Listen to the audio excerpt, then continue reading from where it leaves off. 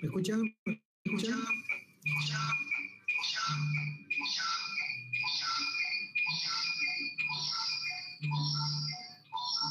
Sí, doctor, buenas tardes. Solo que hay un ligero eco, creo. Sí, ya estaba, ya lo apagué, sino que no podía. A ver, déjeme buscar.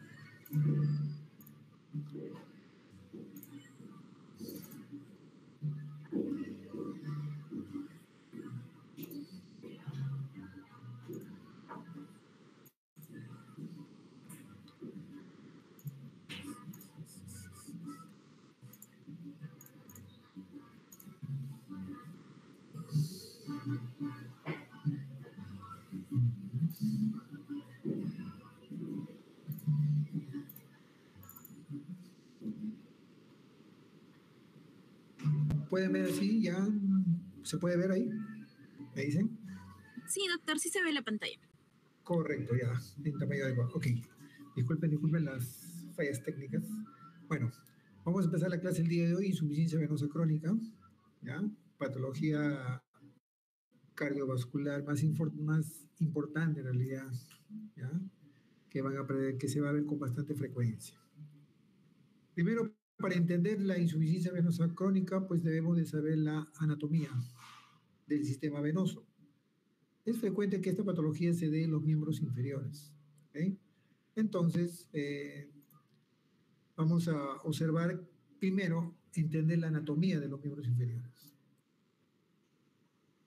El sistema venoso se va a comprometer tanto el sistema venoso superficial como el sistema venoso profundo y el sistema de perforantes, pero entendamos que el sistema venoso superficial está formado por la vena safena mayor, la safena menor y todos los vasos comunicantes o epifaciales que discurren por el tejido celular subcutáneo. También tenemos el sistema venoso profundo, que puede verse comprometido y está dado por la vena femoral común, la vena femoral profunda, superficial, vena poplitea, tibiales, anterior, posterior, ¿ya? Peronea, hasta llegar pues a las venas pedias y digitales, ¿no? El sistema venoso profundo. Pero también es importante este tipo de venas, el sistema de venas perforantes. Este sistema de venas perforantes, cuando se dilata y se hace insuficiente, va a ser la explicación del desarrollo de esas venas varicosas, sobresalidas, tortuosas, especialmente en la pierna. Y tal como pueden ver en el grafiquito, pues estas venas perforantes pues, fueron estudiadas en su momento, ¿no? Y reciben el nombre de aquellos quienes estudiaron esta vena, como la perforante de Hunter, de Dad, de Boyd y de Coquet. ¿Qué factores van a favorecer el retorno venoso? 4 son los principales factores que van a ayudar a que el retorno venoso sea lo más fisiológico. Primero, aquella fuerza de contracción ventricular. Cuando la sangre sale del ventrículo izquierdo, pues sale con una fuerza, con una presión determinada.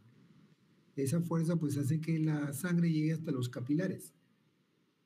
Es el primer empuje, el primer empuje, la fuerza, la contracción, la contracción ventricular, ¿sí?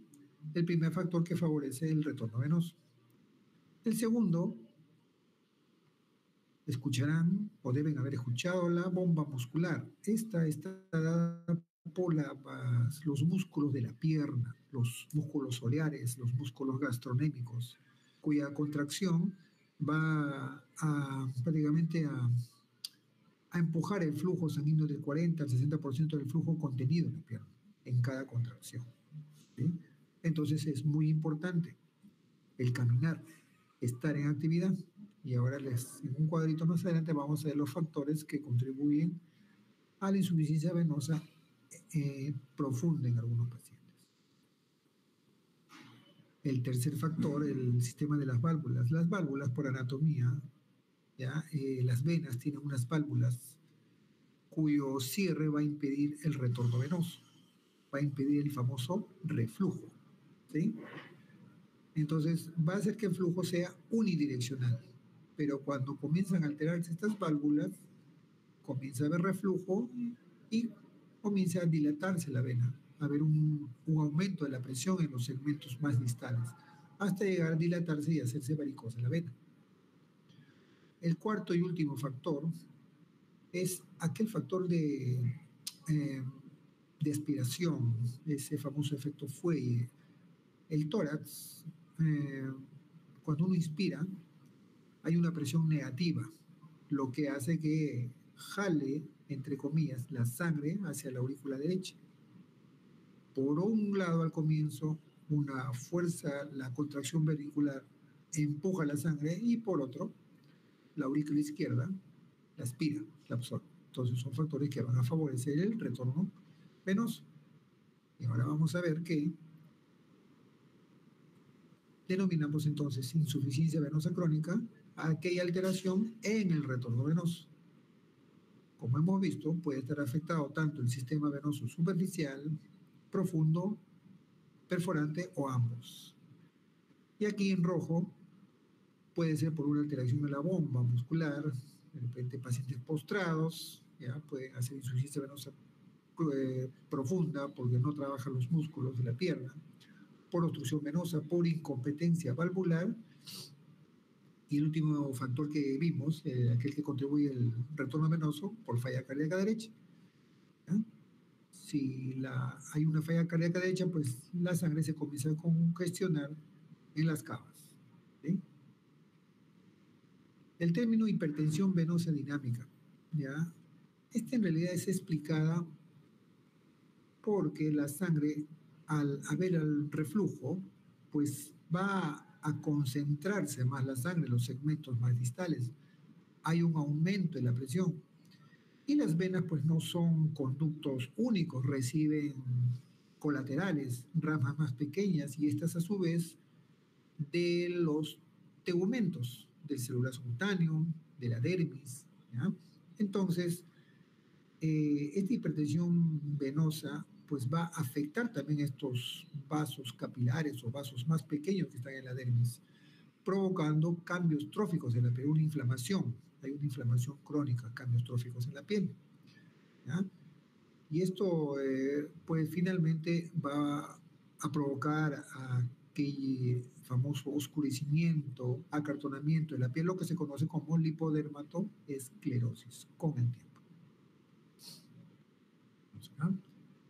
Epidemiológicamente, como les dije al comienzo de esta clase, las insuficiencias venósas es una patología muy frecuente. En la pirámide podemos ver que afecta al 20 al 50% de la población sana en general. Un 25 al 50% puede presentar ya varicosidades, un 10 a 15 varices marcadas, 5 a 10% varices complicadas con flebitis, probablemente un menos del 5% con presencia de úlceras. Dicho sea de paso, la insuficiencia venosa en la mayoría son ocasionadas por varices primarias o secundarias a trombosis venosa profunda. Es más frecuente en las mujeres en una relación de 3 a 1 respecto a los varones. Y esta se va incrementando con la edad. Este cuadrito es importante. Causas. Cuando les pregunte por qué me sale varices, no hay una sola causa. Es la suma de varios factores, empezando desde la parte genética, familiar. Factores como la sedestación, la bipedestación en nuestro caso. Causas fisiológicas como el embarazo, a medida que crece el bebé, se asientan los vasos pélvicos venosos y puede provocar congestión en los miembros inferiores, por eso el edema, que se puede explicar en algunas pacientes. La exposición al sol, al calor, el uso de anticonceptivos orales, la hipertensión arterial, el sobrepeso, la obesidad, La poca actividad física, sedentarismo, ¿ya? El usar prendas o ropas ajustadas, ya costumbres sociales, especialmente en damas, el uso de ropas medio ajustaditas, tacos altos, la menopausia. Entonces, varios son los factores que van a contribuir a ello. Por supuesto, de acá hay factores modificables y no modificables. ¿Sí? Síntomas.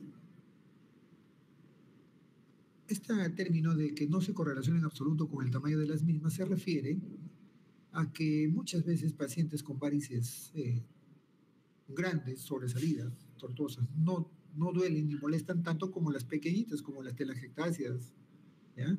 O las reticulares. No necesariamente, por eso que dice que no va en relación con el tamaño. Los síntomas no van en relación con ello. Pero de los síntomas, lo más frecuente es la sensación de pesadez, quemazón, aumento de volumen en las piernas. A veces hay un dolor sordo que lo pueden describir así, solo un dolor, escozor o parestesias en algunos casos. Entonces tenemos tres tipos de varices según su tamaño. Hablamos de telangiectasias, de venas reticulares y de venas colaterales y tronculares. Venas más grandes, varices más grandes. ¿Cómo clasificamos la insuficiencia venosa? Todavía está vigente la clasificación CAP.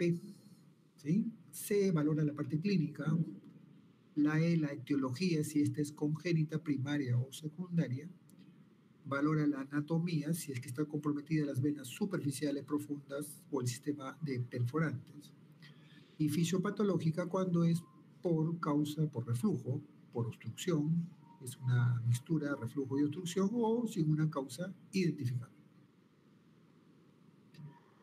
Lo que nos interesa ahorita es la parte clínica de la clasificación CAP. Esto lo vamos a desglosar más adelante, pero para tener una idea, una clínica C0, ¿no? No hay algunos síntomas, pero no hay nada evidente.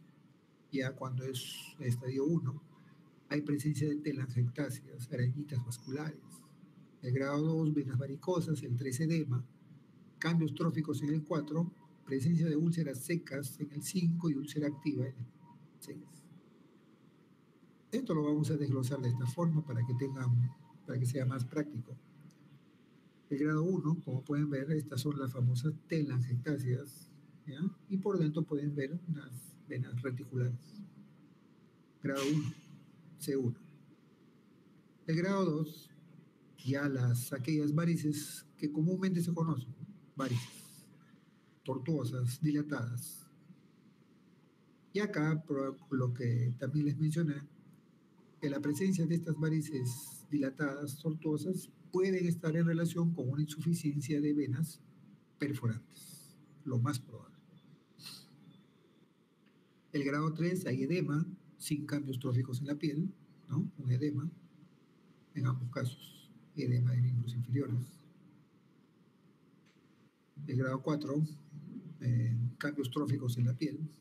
Este es lo que se conoce el oscurecimiento, la lipodermatoesclerosis, ¿no?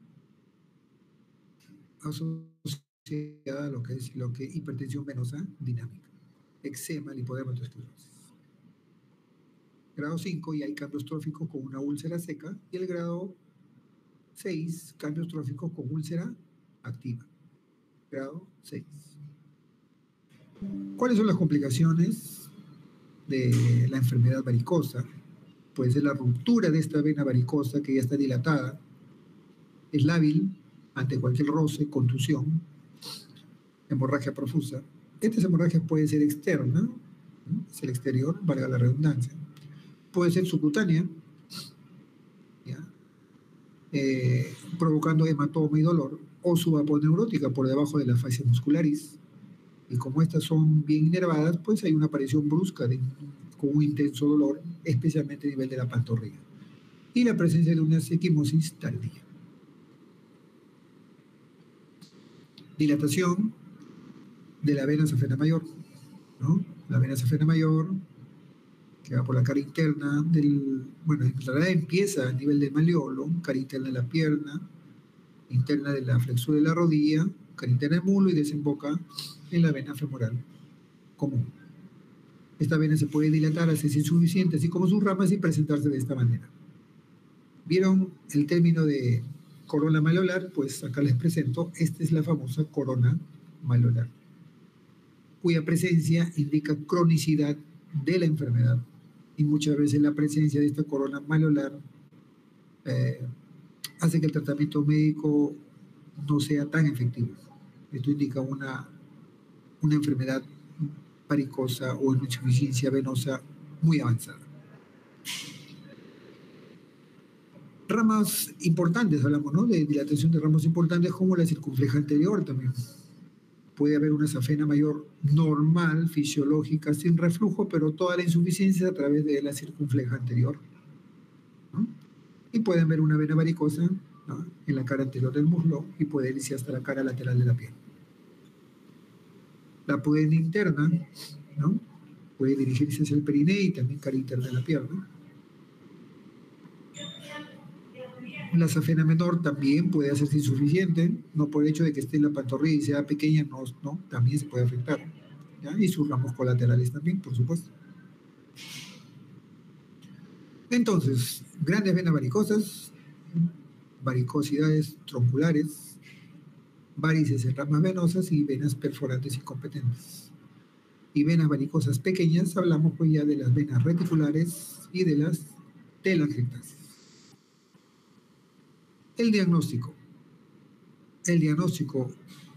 más práctico, ya, con más del 95% de sensibilidad, es la ecografía Doppler. Pero, ojo, el Doppler es operador dependiente, ¿no? Entonces, el estudio de la ecografía Doppler, ¿en qué me va a ayudar? Me va a facilitar el estudio del sistema venoso superficial, del sistema venoso profundo, del sistema venoso de perforantes. Voy a ver la anatomía de la vena, cómo se comporta el flujo dentro de la vena. Voy a ver la hemodinámica, si hay reflujo, si hay obstrucción, qué tipo de reflujo es, leve, moderado, severo. Todo eso lo voy a identificar con la ecografía Doppler. También me va a servir la ecografía Doppler, por supuesto, en pacientes que tienen bastante panícula adiposo, ¿no?, donde quizás no sea fácil evaluar las varices. Pero con la ecografía Doppler pues no se van a escapar las venas, las vamos a ver. Y también va a ayudar para hacer la planificación en caso de que ya el paciente pues haya decidido una cirugía. Nos va a ayudar para los marcajes respectivos al momento de hacer el procedimiento quirúrgico y saber qué venas son las que hay que tratar. Tratamiento farmacológico, ¿ya?, los famosos venotónicos. Si hemos hablado que los síntomas de la insuficiencia venosa, lo más frecuente, la pesadez, quemazón y el aumento de volumen, pues lo farmacológico va a ello, va a calmar estas molestias, ¿sí?, a calmar las molestias que ocasionan la insuficiencia venosa. También es importante las recomendaciones generales, ese cuadrito de los factores que hemos visto, las causas, ya, ok, lo que sea modificable, pues tenemos que recomendar intervenir para que las molestias de esta insuficiencia venosa disminuyan, ¿ya?, y quizá evitar el desarrollo de nuevas venas varicosas. Entonces, tenemos que al paciente que tenga un peso adecuado, un peso ideal, evitar la exposición al sol, al calor, evitar el sedentarismo, estar en actividad, todo el cuadrito que hemos hablado. La elastocompresión, las medias para varices, comúnmente conocidas, ¿no?, es muy importante. Estas medias no son estándar, no son de una sola compresión, son varias presiones. Van desde la ligera hasta la extra fuerte. Una ligera se puede usar en casos de profilaxis, en el embarazo, una depresión normal o mediana, para ya cuando hay presencia de varices esenciales, hay insuficiencia venosa con edema o postprocedimiento de escleroterapia o postcirugía. Usamos compresiones más fuertes ya cuando vemos un síndrome postflevítico o cuando hay úlceras varicosas. Y hay compresiones mucho más fuertes, extra fuertes, ya para los síndromes postflevíticos severos o los famosos linfedemas. ustedes saben que el linfedema es un edema duro, ¿sí? A diferencia del edema por insuficiencia venosa crónica. La cirugía, pues, entra a tallar de acuerdo a las características de las venas. Si vamos a tratar las arañas vasculares, pues puede hacer escleroterapia o láser transdérmico. Cuando hay presencia de venas reticulares, ¿ya? Ahí se puede también hacer escleroterapia o cirugías ambulatorias, ¿ya? Flebectomías con la técnica de Müller. O si ya las varices son más grandes, están comprometidas las safenas, pues en ese caso ya la intervención es con el uso de láser endoluminal o radiofrecuencia, cirugía, safenectomía, etc. ¿Eh? Ese es lo que es en cuanto al manejo y el tema de insuficiencia venosa crónica. A continuación les voy a presentar del otro lado parte que es lo de pie diabético. ¿Ya? Espera un momentito. Pie diabético.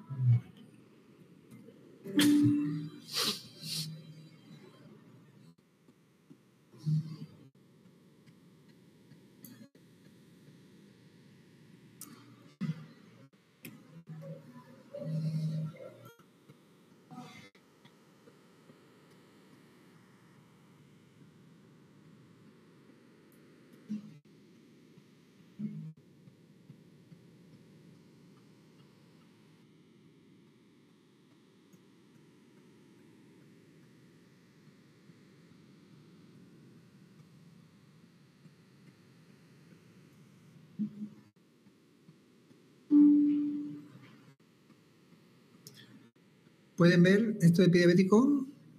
¿Sí? Sí, doctor, se ve. Perfecto. Ok, entonces esta segunda parte, pie diabético. Ay, ¿dónde está? Se fue.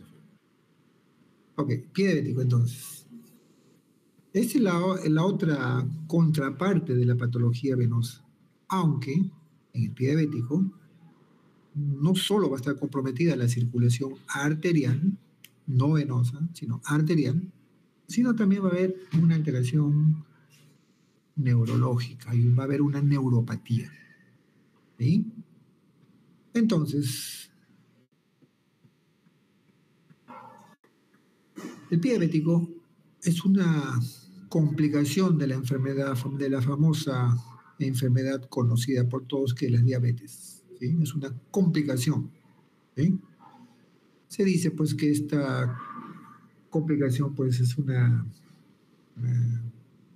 patología muy devastadora en las sociedades y puede alcanzar inclusive proporciones endémicas. Cada 30 segundos se pierde una pierna por pie diabético. La OMS define al pie diabético como una infección, una ulceración y destrucción de los tejidos profundos de la extremidad inferior. Las mismas que van a estar asociados a una alteración neurológica y asociados a diversos grados de enfermedad vascular periférica. Las complicaciones, ¿no? El 15% de los diabéticos va a desarrollar una úlcera en su vida. Esta es una realidad. 15% de las úlceras del pie va a desarrollar osteomielitis. 15% de estas úlceras va a terminar en una amputación. Y de las amputaciones, el 50% de las amputaciones van a ser por encima o por debajo de la rodilla, supra e infragenicular. 50% de los amputados, lamentablemente, según estadística, terminan con una segunda amputación en 5 o menos años. Y lamentablemente, 50% de estos pacientes fallecen en ese tiempo. Es una realidad, ¿ya? Y más en nuestra sociedad. Entonces, el pie diabético pues, es una entidad con una incidencia anual del 2%, ojo, a nivel mundial y según estudios europeos. En Latinoamérica es motivo de ingreso entre el 3.7% de los casos y en el 20% de los que están internados por la enfermedad de diabetes mellitus. Ahora, factores. Los factores de diabetes ya lo conocemos, pero factores que nos puede llevar a este paciente diabético a la complicación del pie diabético es el enunciado de la derecha. Mayor de 45 años, enfermedad de diabetes más de 10 años ya son factores para que pueda desarrollar pie diabético. Curiosamente es más frecuente en varones la complicación del pie diabético y curiosamente es en pacientes que viven solos. Quizá porque no hay nadie que les esté observando lesiones en el pie, ¿no? O que los esté cuidando a que tengan un calzado adecuado. ¿Sí? El nivel socioeconómico también lamentablemente es algo pues, que es un factor para el desarrollo de pie diabético. Este es un punto importante, los mal control del azúcar, mal control de las glicemias. ¿Ya? Uno puede hacer todo el esfuerzo para recomendar, educar, pero si no hay un buen control de las glicemias, todo se viene al tacho. Antecedentes de retinopatía, antecedentes de nefropatía también, osteoartropatías, calzado inadecuado, neuropatía, traumatismo, antecedentes de úlcera, es decir, son factores que van a desarrollar en algún momento en el paciente diabético pie diabético. Etiopatogenia del pie diabético, pues está asociado a una neuropatía periférica, a una enfermedad vascular periférica. Si a esto le sumamos infección, tenemos el desarrollo del pie diabético. Esquema de la fisiopatología del pie diabético. Como saben, entonces hablamos de una neuropatía y de una enfermedad vascular. Centrémonos en la neuropatía. Esta neuropatía puede ser motora o puede ser sensitiva. ¿Sí? Neuropatía motora va a haber una atrofia muscular. ¿Por qué? Normalmente nosotros tenemos un tono muscular. Lo normal, tenemos una contracción constante, los músculos no están del todo flácidos y relajados. ¿Sí? Pero cuando hay una neuropatía motora, pues hay una atrofia muscular. Se pierde ese tono. ¿Ya? Entonces, al perderse ese tono, no solo pues, van a relajarse los músculos, sino también los tendones, los ligamentos. Entonces va a comenzar a haber alteraciones de la arquitectura osteomioesquelética. Entonces va a haber una deformidad, un factor ortopédico. Esta deformidad con el tiempo va a provocar sitios de presión y la presencia de callos. Neuropatía sensitiva y una pérdida de la sensibilidad protectora. ¿Y cuál es la sensibilidad protectora? Lo que es el dolor. Cuando hay una injuria en el calzado, uno nota que hay una injuria, entonces observa, ve y cambia de calzado o se cura. Pero si hay una alteración, neuropatía sensitiva, uno no siente el dolor, el paciente no lo siente y constantemente hay una injuria permanente que va ocasionando una lesión. Esta neuropatía sensitiva puede llevar al final a desarrollar lo que se conoce como pie de Charcot, que va a ser una deformación del pie. ¿Sí? Y también se habla de una neuropatía autonómica, dirigido a, es lo que se ve como piel seca, fisuras en la piel, alteraciones en el tono y también puede conllevar a esto, ¿no? Si esto se asocia a un traumatismo, pues el paciente va a desarrollar pie diabético. Ahora, enfermedad vascular del paciente diabético. Antes se hablaba, se decía que la diabetes solo afectaba a los capilares, la microcirculación, pero después se demostró que no era así. También afecta la macrocirculación. Entonces tenemos por un lado que si está afectada la microcirculación, entonces hay flujo sanguíneo, hay shunts. Los capilares están inflamados, alterados. Entonces, si los capilares están alterados en las partes distales del pie, entonces va a provocar edema. ¿Sí? Porque la sangre va a tener resistencia para pasar por los capilares y se va a comenzar a retener la sangre, edema. Si está afectada la macrocirculación, y acá hablamos de las arterias según anatomía, las arterias tibiales, anteriores, posteriores o peronea, imagínense que esté afectado la macrocirculación, entonces esto está en relación con aterosclerosis, hay una disminución del flujo arterial Entonces, si hay disminución de flujo, va a haber isquemia en el pie. No va a llegar la sangre correctamente hacia el pie, isquemia. Por un lado isquemia, no llega la sangre, y por otro, los capilares están alterados, entonces hay una retención de sangre. Edema por un lado, isquemia por el otro. En ambos casos hay una reducción de nutrientes en el flujo sanguíneo capilar. Caldo de cultivo para que se asiente una infección. Y si a esto se asocia un traumatismo, termina desarrollando pie diabético con el riesgo que les mencioné de amputación.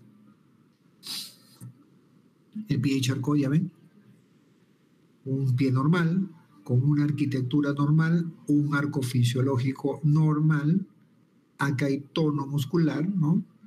Pero cuando hay una neuropatía periférica, entonces se pierde el tono muscular, se relajan los músculos, se relajan los tejidos de sostén, entonces comienzan a aparecer sitios de presión, callos, y hay una deformación en el pie.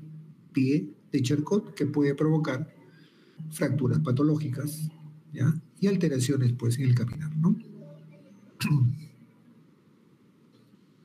Diferencias entre un pie diabético neuropático puro y un pie diabético neuropático isquémico puro. El dolor está en relación con la neuropatía. Entonces, en el neuropático está insensible, no hay dolor. En el isquémico no tiene por qué verse afectado, entonces hay una claudicación intermitente por una disminución del flujo, ¿ya?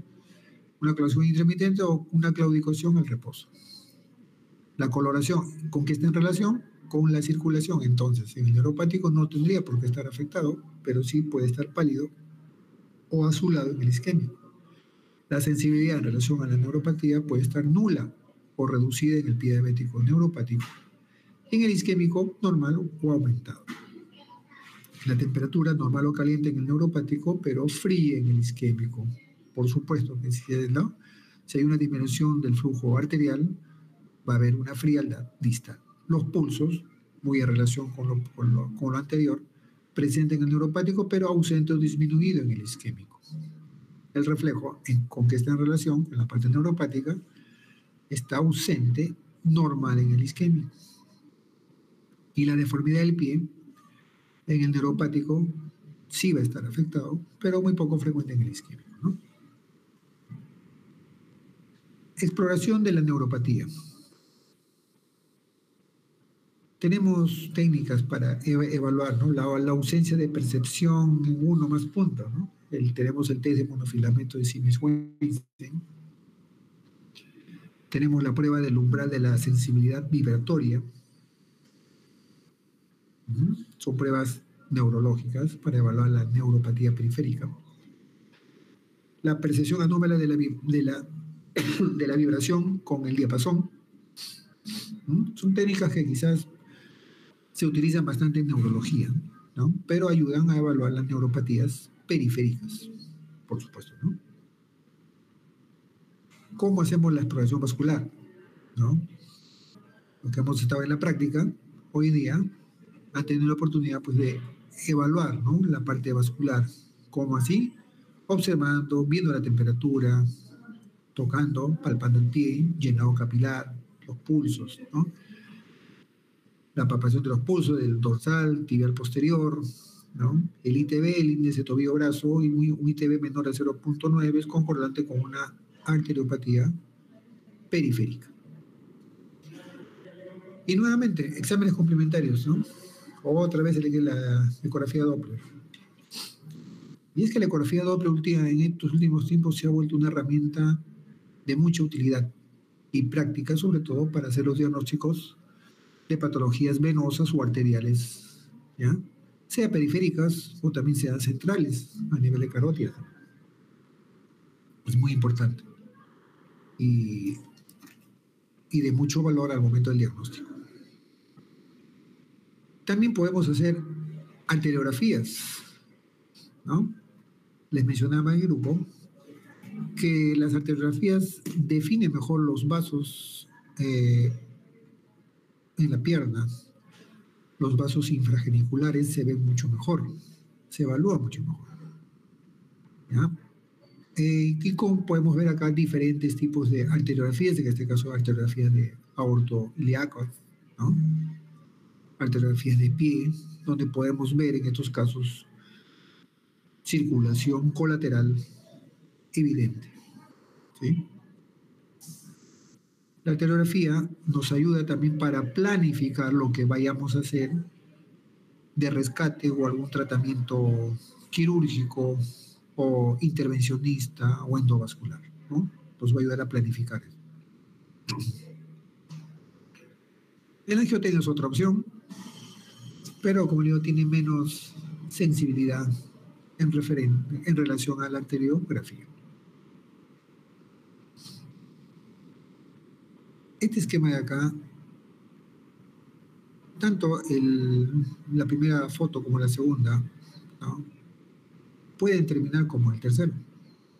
Quizá la mayoría diría que la segunda foto del pie todo necrótico, paciente todo el pie, termina y este se puede salvar. Muchas veces un pie con una úlcera plantar no significa que se pueda salvar ese pie. A veces puede estar disecado, infectado, toda la fascia, ¿ya?, con frialdad severa. Entonces al final ambas pueden terminar en una amputación infracondylia. Aspectos fundamentales en la prevención de la úlcera del pie. ¿Qué tenemos que hacer? Identificar el pie en riesgo. Tenemos que hacer una inspección y una exploración en forma periódica del pie. La educación es muy importante, no solo al paciente, sino también a la familia y, por supuesto, nosotros, personal de salud, tenemos que estar involucrados en ello. Asegurar un uso adecuado de calzado y hay que tratar los factores de riesgo de la úlcera. Este cuadrito es para ver la frecuencia con la que uno tiene y el riesgo de que el paciente pueda tener de úlcera. ¿No? Ahora, el riesgo es muy bajo si después de las evaluaciones clínicas no hay ninguna alteración neurológica ni arterial. Todo está bien, tiene buena circulación, entonces hay que evaluar ese pie una vez al año. El riesgo de una úlcera ya se hace bajo cuando tiene alguna de las dos, sea un trastorno neurológico o vascular, una vez al año o 2 veces al año. El riesgo de úlcera se hace moderado cuando tiene las dos, una alteración neurológica más vascular o en su defecto una neurológico-vascular asociada a la deformidad del pie. Entonces la evaluación ya tiene que ser ya hasta 4 veces al año. Y el riesgo de úlcera en estos pacientes ya se hace alto cuando tiene una alteración neurológica o vascular y uno más de los siguientes: historia de úlcera en el pie, amputación de la extremidad inferior, menor o mayor, y una enfermedad renal en fase terminal. Aquí los controles pues tienen que ser más periódicos, mensuales, cada 2 meses, ¿no?, más periódicos. Clasificación de las úlceras. Varias. Contamos con la clasificación de Wagner, que es la más frecuente, la de Pedis, la de TAS, la isquemia, la escala de Fontaine, muy utilizada, el de Rutherford también, y de la infección, la IWG y la ITSA. Este es solo para que tengan conocimiento, este es para los residentes de la especialidad.